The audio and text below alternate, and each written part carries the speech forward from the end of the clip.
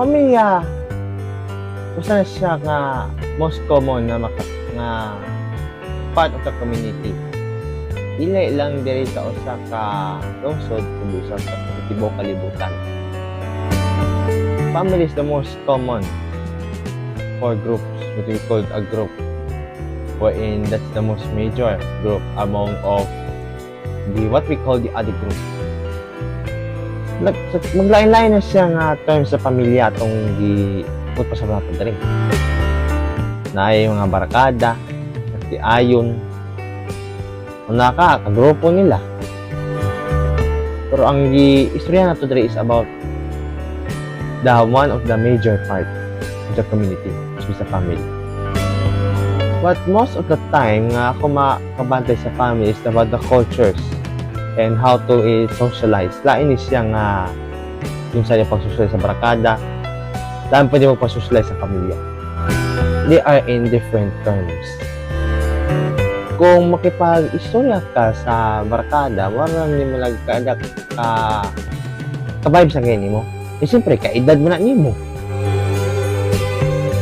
Okay. Kung sa barkada itong but pasabot, pare naman sila common, para naman mong edad, makasabay na jud mo. Diyan ang sutong bisyo, of course. Kung sa gimmick, lingawan, or some other things. But the family is kind of different.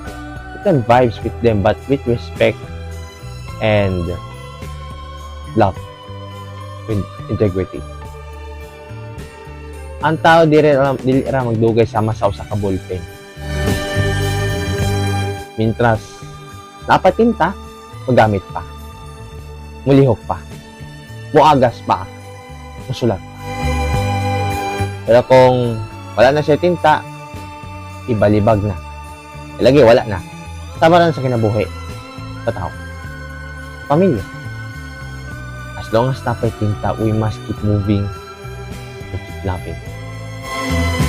And kung mawala ng tinta sa ballpen, wala na po atong atong first generation at our parents. Tigulang mo na sila. That's why nga, as much as samtang buhay pa sila, tabangan ta.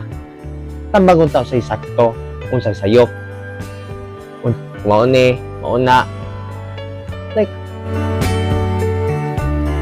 Like, have you noticed something, kung samot na kung disiplinahon ka sa imong parents, marag di ka maminaw, marag bugat paminahon, marag bugat sa pamati, sa nga hindi. Kung muminaw mga kung tambagan dili mangay kung muminaw ana. Kay, without knowing na kung kita na po yung maginikanan sa atong mga anak, magamit ra ang ilang mga tambag na. Ituyo nila nga nung sugo-sugo ta permi is because we trained to be responsible enough as adults soon to be adult. Bata pero yandam na ta para sa atong responsibilidad umabot. Tamod ako matigulang na ta. O kana simple raman ng mga nagugas plato, silhig, map. So sa di man ako na mabuhat kay lagi tapulan man pugto. But I tried naman na pabuhat ko na ma-apply. They learn us to be responsible enough, obligate enough, to be trained enough. Maski sa balay lang, responsible na ta. Narisyon ganing anong bunalan ta sa una. Gidisiplina ta sa una, yaw-yawan ta. Is because gituwid nila nato ang unsay sayop. Ituwid nila ang sakto. Dili SP. Like, what I mean is, makadibog mang good food. Like, what I mean is, they discipline us to know what is right and wrong.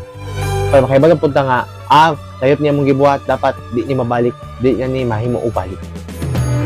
I mean, every people have mistakes. That's why we learn from our mistakes. Kaya dapat, di na dapat ang batog balik. At least kung batog nyo nagbalik, isa kibala na ka, dito yun na mo. Even at least, bisag sa kabisihan pa man sa ilang naka-ideya yung trabaho, at least na po kayo ka-contribution to do. You can try to help. You can help them by saying, follow them. Rules and obligations. At least, bisag pa man na gamay pa rin mong nabuhat, at least nakagaan-gaan po sa ilang kamay. As a parent,